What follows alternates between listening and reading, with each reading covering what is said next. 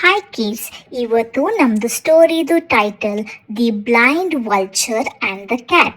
ಶುರು ಮಾಡೋಣ. Once a blind vulture took shelter in the hollow of a big tree. The other birds living on the tree offered him food every day, and in return he protected their babies. ಒಂದು ಕುರುಡ ರಣಹದ್ದು ಮರದ ಟೊಳ್ಳು ಒಳಗಡೆ ಇರುತ್ತೆ. ಆ ಮರದಲ್ಲೇ ವಾಸಿಸುತ್ತಿದ್ದ ಬೇರೆ ಪಕ್ಷಿಗಳು ಅದಕ್ಕೆ ಯಾವತ್ತೂ ಒಂದೇನಾದರೂ ತಿನ್ನಕ್ಕೆ ಕೊಡ್ತಾ ಇರ್ತಾರೆ. ಅದ್ರ ಪರವಾಗಿ ಆ ರಣಹದ್ದು ಅವ್ರ ಮಕ್ಕಳನ್ನ ರಕ್ಷಣೆ ಮಾಡ್ತಾ ಇರುತ್ತೆ. ಅದು one day a cat approached the vulture and said, I came here to become your disciple as I have heard great stories about you.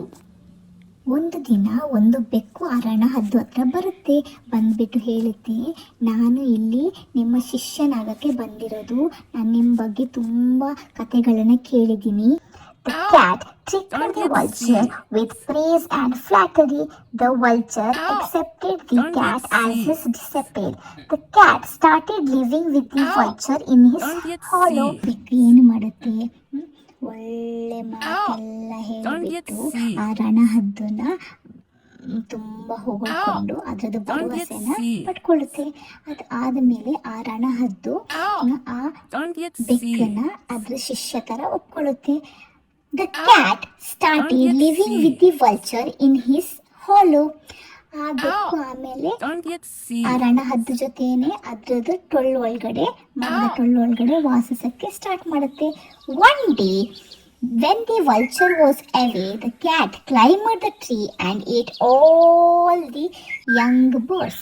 ಒಂದಿನ ಆ ರಣಹದ್ದು ಹೊರಗಡೆ ಹೋದಾಗ ಈ ಬೆಕ್ಕು ಮರದ ಮೇಲೆ ಹತ್ತು ಬಿಟ್ಟು ಆ ಮರದ ಮೇಲಿದ್ದಿದ್ದ ಪಕ್ಷಿಗಳ ಮರಿನ ಎಲ್ಲ ತಿಂದು ಬಿಡುತ್ತೆ. He threw the bones in the hollow of the tree and ran away. ಅದು ಆಮೇಲೆ ಏನು ಮಾಡುತ್ತೆ, ಆ ಬೆಕ್ಕು ಮರಿಗಳು ತಿಂದಿದ್ದ ಮರಿಗಳನ್ನ ಮೂಳೆನ ಎಲ್ಲ ತೆಗೆದುಬಿಟ್ಟು ಆ ಮರದ ಟೊಳ್ಳು ಒಳಗಡೆ ಹಾಕಿಬಿಟ್ಟು ಓಡಿ ಹೋಗುತ್ತೆ. The angry birds saw the bones of their young ones inside the vulture's nest and assumed that he ate their birds. They attacked the vulture and killed him.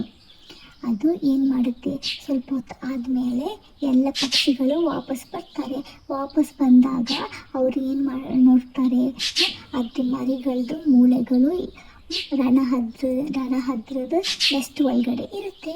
ಅವ್ರು ಏನು ಅಂದ್ಕೊಳ್ತಾರೆ, ಈ ರಣಹದ್ದು ನಮ್ಮ ಮರಿಗಳನ್ನ ತಿಂದಿದೆ ಅಂತ ಅಂದ್ಕೊಳ್ಬಿಟ್ಟು ಆ ಎಲ್ಲ ಪಕ್ಷಿಗಳು ಒಟ್ಟಿಗೆ ಸೇರಿಬಿಟ್ಟು ಈ ರಣಹದ್ದು ಮೇಲೆ ಅಟ್ಯಾಕ್ ಮಾಡ್ತಾರೆ ಮತ್ತು ಅದನ್ನು ಸಾಯಿಸಿಬಿಡ್ತಾರೆ.